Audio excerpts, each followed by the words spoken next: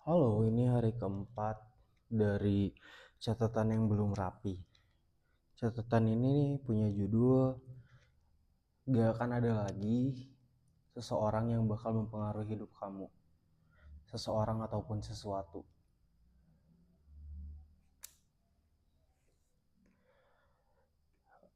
Dan seperti biasa, aku mau jelasin dulu karena ini masih di awal.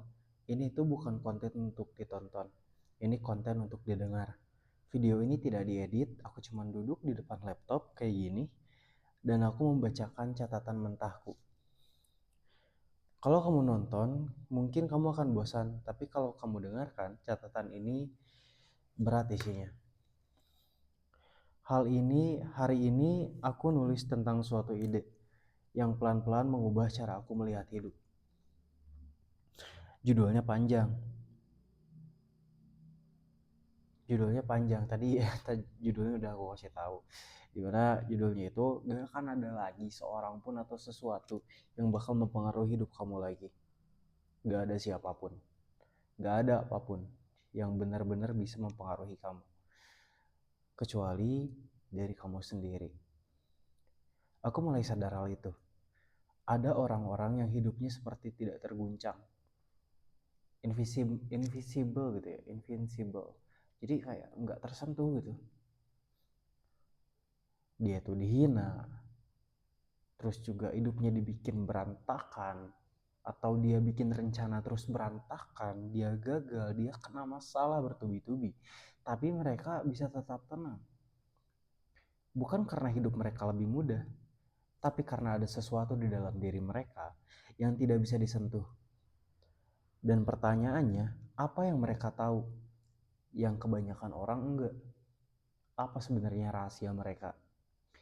Kebanyakan orang hidup dalam mode reaksi. Disalip di jalan, marah. Dikasih komentar kritik di kantor ataupun di sekolah, moodnya langsung hancur. Terus didiemin sama seseorang, orang yang kita sayang, mungkin pacar atau siapapun itu, langsung overthinking. Dia kenapa yang diemin aku? Pokoknya sedikit aja dunia tuh bergerak di luar ekspektasi mereka, mereka tuh langsung terguncang. Emosi mereka tuh ikut terguncang ketika dunia ini tuh bergerak. Seolah-olah hidup mereka itu seolah-olah dunia itu sedang melakukan sesuatu kepada mereka, padahal enggak.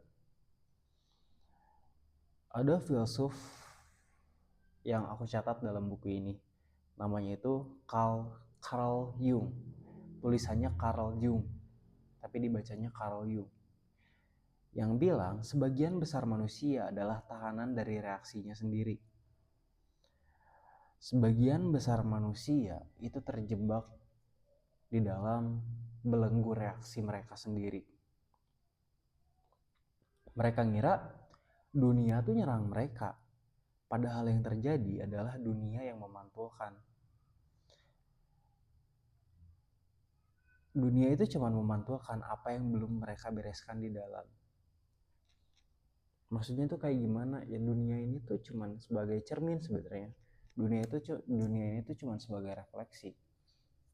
Kayak gua analogiin kayak gini nih.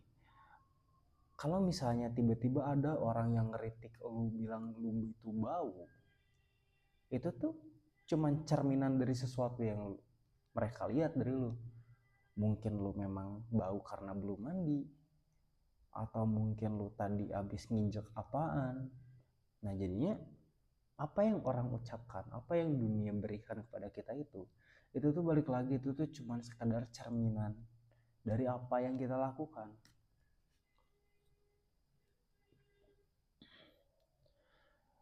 Dan ini kalimat yang keras tapi penting. Itu kenyataan yang harus kalian tahu.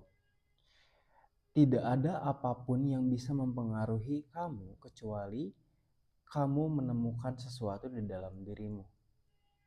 Sesuatu yang bisa kamu pegang. Kayak misalnya, kalau misalnya kamu udah punya pegangan kayak gini, udah punya prinsip kayak gini, kalau misalnya ada seseorang yang manggil kamu tuh bego gitu atau bodoh, dan kamu marah, itu bukan karena kata-kata yang mereka keluarin tuh kuat atau kasar, Tapi sesimpel karena ada bagian di dalam diri kamu yang ngerasa takut kalau misalnya itu tuh benar. Makanya kamu terpengaruh sama hal itu.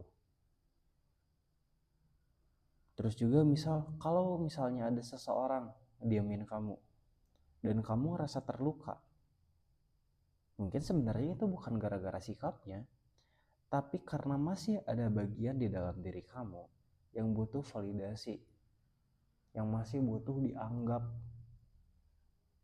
yang masih butuh tidak diabaikan. Makanya di dalam case 2 orang yang ngalamin satu kejadian yang sama, itu tuh bakal punya reaksi atau pengalaman yang berbeda. Ceritanya itu bakal berbeda meskipun 2 orang ini tuh ada di dalam tempat yang sama, dalam situasi yang sama. Tapi setelah selesai dari situ, 2 orang ini tuh mungkin banget punya cerita yang berbeda, punya pengalaman yang berbeda. Dampak ke diri mereka tuh bisa berbeda. Karena masalahnya itu bukan di kejadiannya. Masalahnya itu apa yang bergerak di dalam kejadian itu. Apa yang bergerak di dalam diri orang-orang itu. Kejadian itu tuh menggerakkan apa di dalam diri kita tuh. Membuat kita berpikir seperti apa. Dan itu tuh berbeda-beda bagi setiap orang.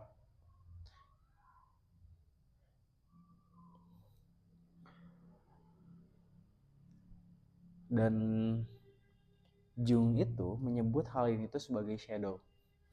Bagian dari diri yang kita takut untuk akui.